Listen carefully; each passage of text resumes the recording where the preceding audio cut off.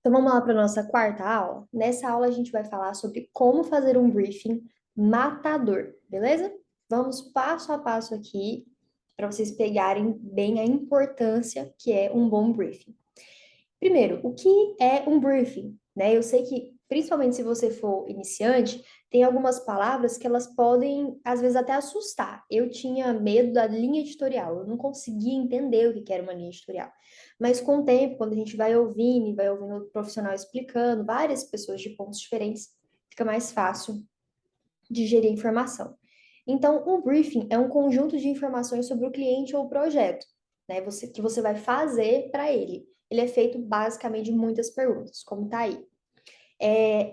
Como é que você faz essas perguntas? Não é no WhatsApp, não é numa ligação, mas você faz uma coisa bem profissional ali. Você vai fazer uma reunião com ele, pode ser online ou pode ser presencial. E aí você vai estar fazendo várias perguntas sobre o porquê que ele está te contratando, qual é a necessidade dele, onde é que ele está atualmente, ou seja, dependendo do projeto, você precisa saber o faturamento daquela empresa. Se a pessoa, na maioria das vezes, quer aumentar o faturamento, então você precisa saber qual é o faturamento agora, qual é a maior fonte de renda, enfim. Você vai fazer várias e várias e várias perguntas para esse cliente, para que você consiga, ao longo do projeto, se guiar na real necessidade dele e não ficar só no achismo. Ah, eu acho que o cliente precisa disso, mas será que é realmente isso? Então, o briefing ele serve para te auxiliar ao longo de todo o projeto. Como fazer um briefing? Bom, a gente vai estar fazendo aqui em dois passos, certo? O primeiro passo, a gente vai encaminhar um formulário para o cliente. Esse formulário está disponível aqui no curso, tá? Você pode baixar ele, trocar só o seu nome lá em cima. No caso, você vai criar uma cópia, né? Criar uma cópia dele, trocar o seu nome em cima e tá utilizando aí nos seus projetos, certo? Então é o seguinte, vai encaminhar esse formulário que tem várias e várias e várias perguntas para o seu cliente. Ele vai responder e vai passar para você de volta. Ótimo. Você vai parar, sentar e estudar como se fosse estudar para uma prova. Vou estudar agora quais são as necessidades do meu cliente. Vai ler tudo ali que o seu cliente te passou e aí a gente vai para a etapa 2, que é com as respostas desse formulário, você vai pedir uma reunião ali com o seu cliente, outra reunião, sim, são muitas, para você estar tirando dúvidas. Como assim?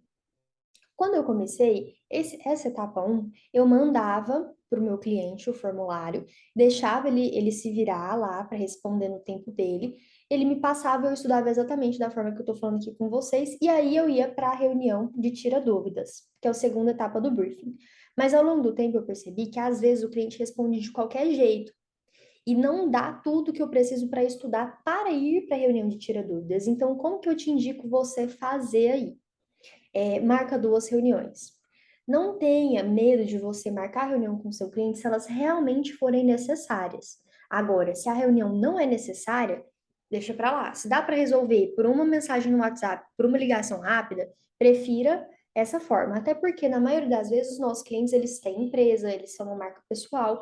Não é o tipo de pessoa que fica o dia inteiro em casa assistindo Netflix, né? Então, a gente não quer ser um peso, mas sim uma solução. Então, faz essa primeira reunião, ali às vezes você deixa passar alguma coisa sem querer, ou depois, quando você for estudar essa reunião, vai surgir uma dúvida e vem a segunda etapa, que é para você tirar todas as dúvidas e ter absoluta certeza do que o seu cliente precisa e de como você pode agregar na vida dele, certo? Então, ótimo. Como fazer o briefing? Sobre o formulário que eu falei, ele está aqui, você pode acessar e aí guiar o seu cliente pela reunião com essas orientações. E qual é um erro de iniciante que todo mundo comete, da mesma forma que eu falei que eu também cometia, é não entender a real necessidade desse briefing.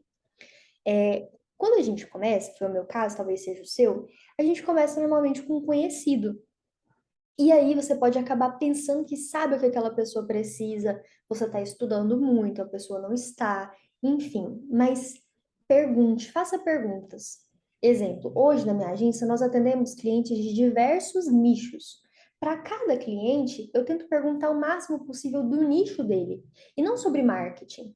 Às vezes eu pergunto uma coisa ou outra do que ele quer ali no marketing, mas sobre o nicho, para que eu possa fazer estratégias específicas para aquele nicho, entendeu? Então, esse seria um erro de iniciante ali, que é não dar o real valor, elevar tanto o briefing como ele deve ser elevado. Certo, gente? Essa aqui foi a nossa quarta aula. Se vocês tiverem, vou falar mais uma vez, qualquer dúvida, deixa aqui embaixo, não saia com dúvidas. Lembra que você está semeando agora para colher lá na frente, então semeie bem direitinho, tá bom? Tchau, gente, até a próxima aula.